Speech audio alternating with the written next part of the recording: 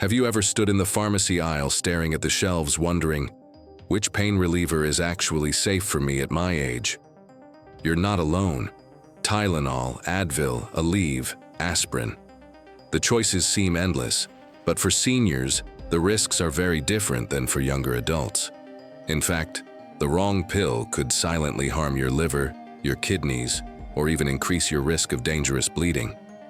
Today, we're going to break down the real truth about these common over-the-counter medications, so you will know exactly which one may be safest for you. Let's start with Tylenol, also known as acetaminophen. This is usually considered the first choice for older adults when it comes to managing pain or lowering a fever. Why? Because unlike some other painkillers, it doesn't irritate the stomach and doesn't raise your risk of bleeding. But here's the catch. Tylenol has one big danger: your liver. Taking more than the recommended dose can cause serious liver damage, and the risk is even higher if you drink alcohol or already have liver problems. For most adults, the safe daily limit is about 3,000 milligrams, but that includes everything, even cold and flu remedies that often sneak in extra acetaminophen. So while Tylenol is generally the safest option, you must keep track of how much you're taking. Next, let's talk about NSAIDs, medications like ibuprofen, Advil, and naproxen, Aleve. These can be very effective for pain caused by arthritis or inflammation. But for seniors, NSAIDs come with some heavy risks. They can increase your risk of internal bleeding, damage your kidneys, and even cause fluid retention that may worsen high blood pressure or heart failure. For someone over 60, especially with existing health conditions, these risks can outweigh the benefits. That's why many doctors urge older adults to be cautious and avoid taking them regularly without medical supervision. Finally, let's look at aspirin. For decades, aspirin was seen as a miracle drug, something people took daily to protect their hearts. But new research has changed that advice.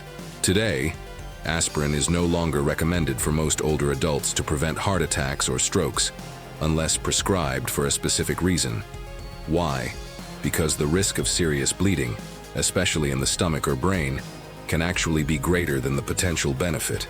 In other words, what was once routine advice for healthy seniors is now considered outdated and even dangerous. Now that we've covered the basics, let's dive deeper into each medication and separate the facts from the fiction. Starting with Tylenol. It's great for seniors, right? Well, not so fast. Yes, Tylenol is generally safer than other options, especially for those with stomach issues. But there are still important things older adults need to know. First off, Tylenol doesn't work on everything. It's good for headaches, toothaches, and minor pain, but might not help with nerve pain or certain types of arthritis. Second, it's essential to watch your dose. While it's rare, liver damage from too much Tylenol can happen, even if you don't drink alcohol. And here's a pro tip. Always read the label. Some medications like Theraflu contain extra acetaminophen, so check the labels of all your medicines to avoid accidentally taking too much. If you are still watching and these insights valuable so far, please take a second to like and subscribe. Your support means everything to me. Alright, moving on to NSAIDs like Advil and Aleve. We all know they can help with pain and inflammation, but are they really risky for seniors? The truth is, it depends. These medications can be lifesavers for people who need them, but they're not risk-free. For older adults, especially those with kidney or stomach issues, taking them regularly can lead to problems. It's crucial to talk to your doctor if you're considering long-term NSAID use. And remember, this rule applies to everyone, not just seniors. Taking any medicine long-term can have unintended consequences. So always discuss your medications with your healthcare provider. Last but certainly not least, aspirin. Once considered a must-have for heart health, aspirin has taken a bit of a fall from grace. So what's the real deal? Well, daily aspirin use is no longer recommended for most older adults to prevent heart attacks or strokes. Studies show that the risks of bleeding may outweigh the benefits. However, aspirin can still be a lifesaver in certain situations. For instance, if you've had a recent stroke or a mini-stroke, your doctor might recommend low-dose aspirin to help prevent another one. Or if you're at high risk of getting a clot, such as after knee or hip replacement surgery.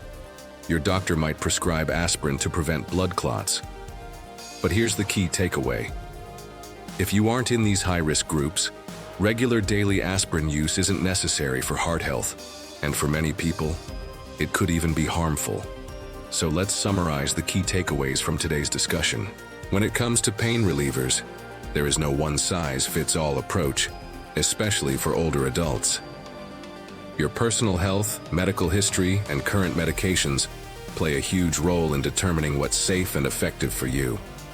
Here's a quick cheat sheet to help you remember the main points.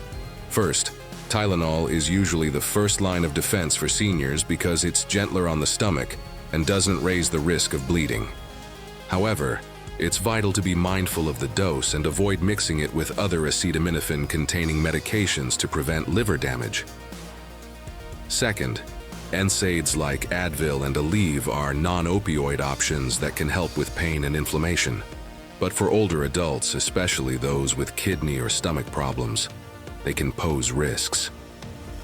It's crucial to consult with a doctor before using these medications regularly. Third, aspirin is no longer recommended for most older adults to prevent heart attacks or strokes.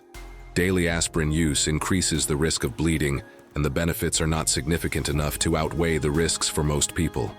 However, aspirin can still be beneficial in certain situations, such as after a recent stroke or blood clot, as recommended by a doctor. Remember, your health is unique to you, so what works for one person might not work for another. That's why it's always best to consult with a healthcare provider. Now that you have this knowledge, you can make more informed decisions about which medications you take. Knowledge is power, especially when it comes to your health. And we hope that today's video has empowered you to take charge of your well-being. Please share this video with your friends and loved ones so they too can stay informed. And don't forget to like and subscribe for more health insights. Stay healthy and happy. And until next time, take care.